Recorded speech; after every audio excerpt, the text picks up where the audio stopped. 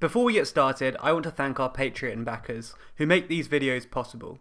All of our backers, including our producers and executive producers, have helped TLDR grow to the point it's at today. To help support us and get some cool perks along the way, make sure to head over to our Patreon. We made this video before yesterday's vote on the assumption that May's deal would probably fail. Fortunately for us, we were correct, and the House resoundingly voted against her deal. What we didn't prepare for was that Corbyn would immediately table a motion of no confidence in the government. In this video we discussed the possibility of the motion, but we didn't know how quickly this would become reality. We hope you can still learn from this section of the video and apologise for any inaccuracies. If you do want to learn more about Labour's motion of no confidence, you can find that at tldrnews.co.uk/confidence. So we've been waiting for months, but May's deal has finally been rejected by Parliament. The deal was set to be put in front of the Commons back in December, but May pulled the vote as it was clear that the deal was going to be rejected. She delayed the vote for 5 weeks, and on the 15th of January, the deal finally got to the Commons. And as everyone expected, the deal was rejected by the House. This isn't exactly a new thing for the government, which has been defeated on a large number of issues in the recent days.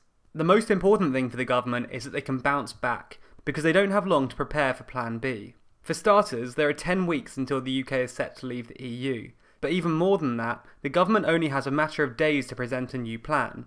That's because the House of Commons recently ruled that after the deal was rejected, the government would have to present their Plan B within 3 working days, which doesn't leave them a ton of time. So what could the government be working on? What could actually happen now? Well, there's essentially 6 main options. The government renegotiates the deal, the public are asked to vote again on Brexit, there's a vote of no confidence, there's a general election, no deal is reached and the UK leaves without any deal at all, or Brexit is abandoned. It's been suggested that a number of these possibilities could be put to MPs in a series of indicative votes. These votes wouldn't be binding, but MPs could vote to show which options they support. With this information, the government can see which outcome MPs favour, and if any of them have enough support in the Commons to actually pass. In the spirit of indicative votes, we recently ran a poll on our Instagram to ask you what you think about the possibility of holding a second referendum. But now we're going to let you vote again. Right now on our Instagram story, you have the chance to tell us how much you like each of the options. So head over to TLDR News UK to cast your vote. Of course, we'll share the results in the coming days, so make sure to follow us to keep updated. So before you vote, we probably ought to tell you some more about each of these options. The first option is that the UK could renegotiate the deal with the EU and create something that will be acceptable to MPs. The first hurdle of this plan is how little time there is left, especially when you consider the 3-day deadline. That really doesn't leave the UK government much time to find a deal that they can present to the House of Commons. The EU could extend the Article 50 deadline to allow enough time for renegotiation if they wanted to. For this to happen, the UK would need to officially request an extension, and then all EU countries would need to approve that extension. Then the extension would be put to Parliament, as MPs would need to approve it, adjusting the exit date within the EU Withdrawal Act. May hasn't ruled out extending the deadline, and Corbyn has said that if they were in power, it would be necessary to extend the deadline. So it's likely that the date set for Brexit might not actually be the day that the UK leaves. In fact, Donald Tusk, President of the European Council, has said that he expects the deadline to be extended to July. But timings aren't the only issue when it comes to amending the deal. Another major issue is that the EU has made it clear on a number of occasions that the original proposed deal is the only one that the UK is going to get. They can either take it or leave it. And it looks like the UK Parliament has decided to leave it, but that doesn't mean that the EU will change their mind. They could choose to backtrack and form a new deal with the UK. It is possible that the whole no negotiation thing was simply them playing hardball during the negotiations. But it is likely that the EU are going to stick to their guns and refuse to negotiate, which could be a major issue for the UK government. In fact, this week, Jean-Claude Juncker, President of the European Commission, wrote a letter saying that the EU wouldn't be renegotiating. It's possible that now May's proposed deal has failed, the outcome of Brexit could be handed back to the people, in a second referendum or people's vote. As we've discussed before in this channel, referendums aren't easy, and organising one really isn't simple. In fact, given the amount of time we have left, and how long other recent referendums have taken to organise, it looks like a second referendum is virtually impossible. With the approval of the EU and UK Parliament, it might be possible to extend the deadline and give the UK enough time to get a referendum together. That being said, getting the political will together to organise a second referendum and to extend the deadline could be difficult. We discussed the pros and cons of a second referendum in our video on the topic, so if you're interested, you can check that video out. There's a link in the description. So if a second referendum isn't palatable to British politicians, what else could happen next? Well, one possibility is that a motion of no confidence in the government could be filed.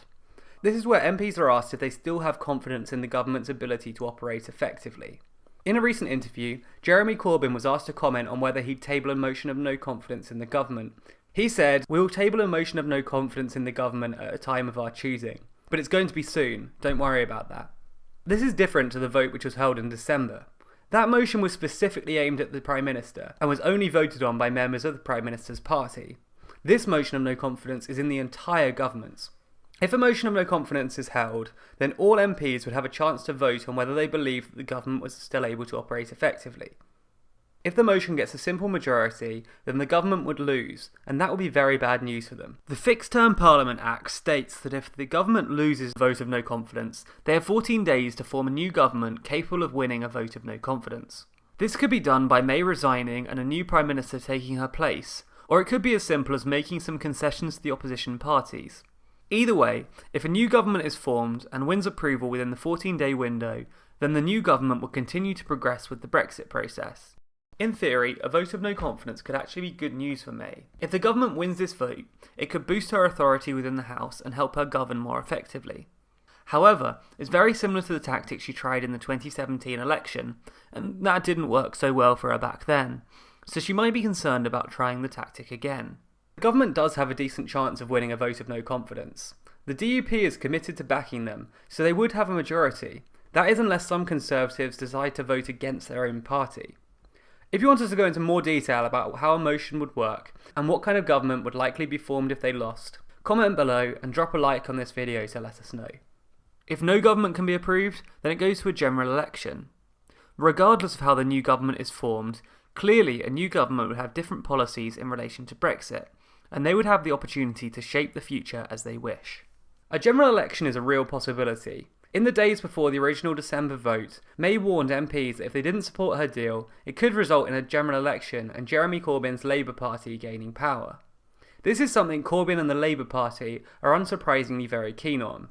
In the last week, Corbyn has repeatedly called for the government to hold a general election to break the Brexit deadlock, and allow the public to vote on who they want to handle Brexit from now on.